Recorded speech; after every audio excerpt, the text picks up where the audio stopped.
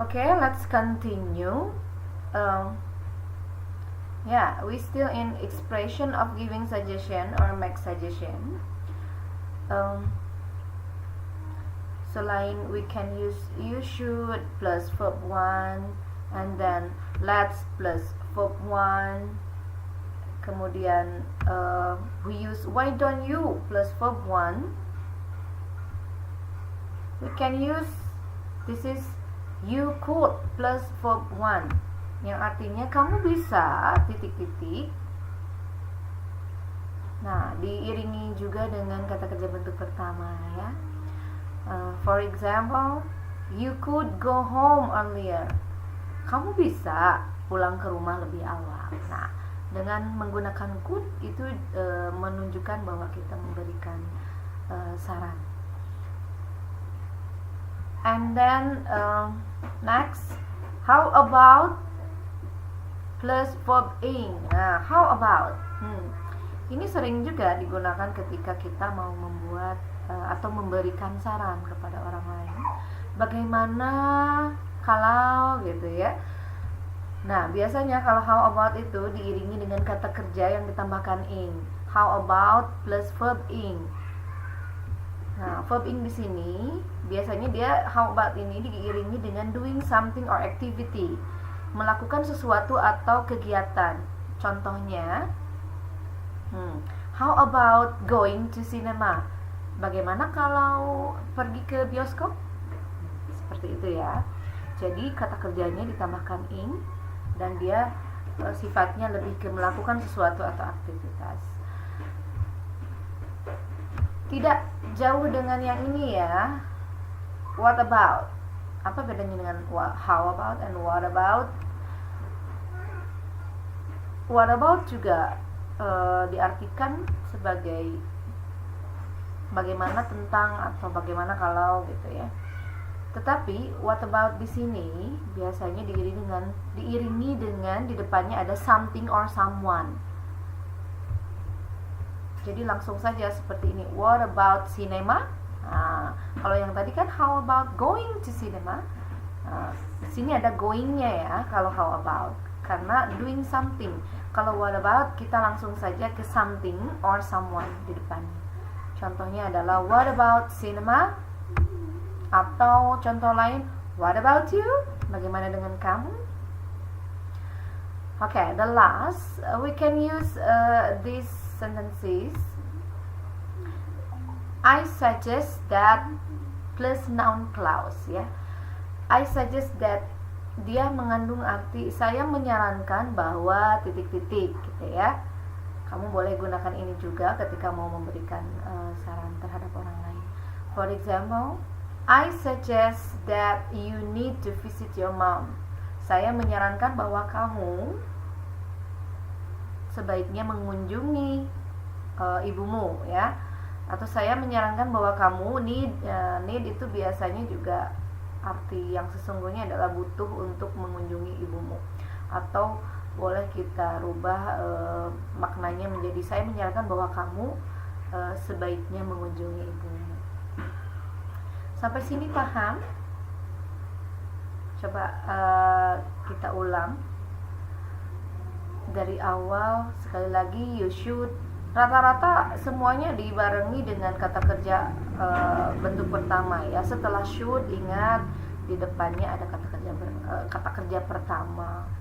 Oh, di sini ada let's verb 1 nih. Let's diiringi dengan verb 1. Di sini belum dikasih contoh ya. Contohnya misalnya let's go to the beach. Misalnya ada yang merasa oh I'm very boring ya. I'm very bored, sorry. Saya sangatlah bosan. Nah, ketika ada seseorang yang berkata seperti itu, kalau kamu mau membuat kalimat pemberian sarannya dengan menggunakan let's, contohnya adalah let's go to the beach or let's go to the cinema. Ya.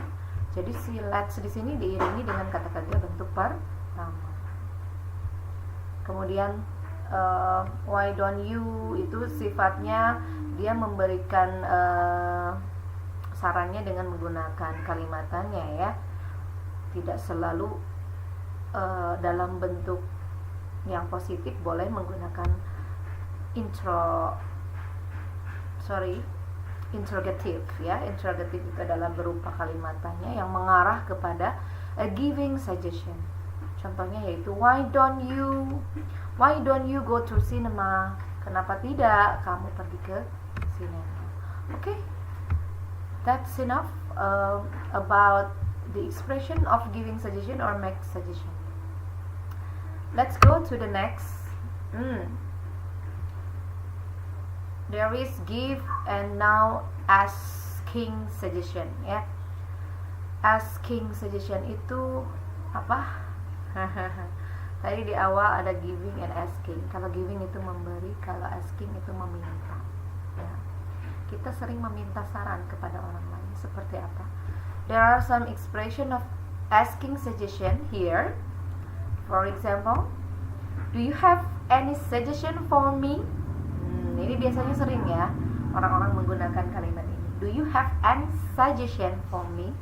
Apakah kamu punya saran untuk aku? Kemudian ada contoh yang lain. What do you recommend for me? Apa yang kamu, recommend is rekomendasikan atau ya sarankan untukku. Apa yang kamu sarankan untukku? And then next, do you have any idea? Apakah kamu punya ide? Kata kunci di sini ini sengaja. There are some bold word here. Ada beberapa kata yang ditebalkan: suggestion, recommend, idea, should, sell. Ini sengaja ditebalkan karena ini biasanya menjadi sebuah kata kunci ya. The key of when you want to give a suggestion or if you want to ask the suggestion.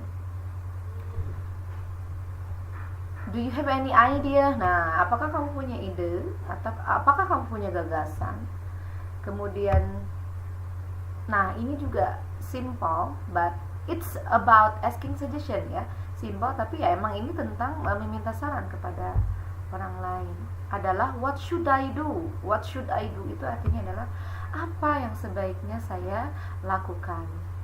And the last here, shall we do the homework tomorrow?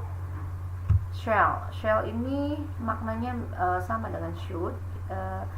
Bisakah, terdapatkah, bolehkah, atau juga artinya seperti should, sebaiknya. Apakah sebaiknya kita kerjakan PR-nya besok?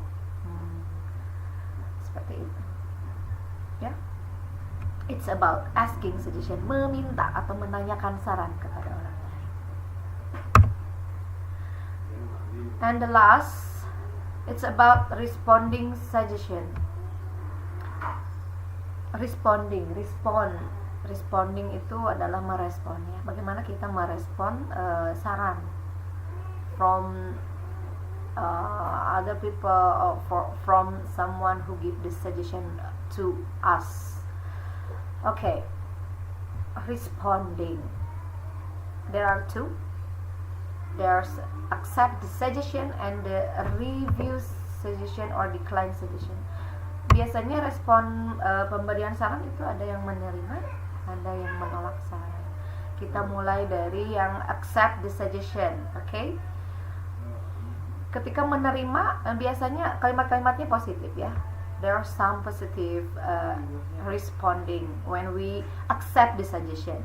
For example, it sounds great, kedengarannya bagus. Or it sounds good to me, sepertinya itu bagus untukku. Or you can use that is good idea, itu ide yang bagus atau ide yang baik. And then you can let's do that, mari kita lakukan itu. Kalau ada kalimat mari kita lakukan itu, berarti tandanya dia okay lah ya dengan saran yang diberikan. And the last, it's very simple, you just say okay,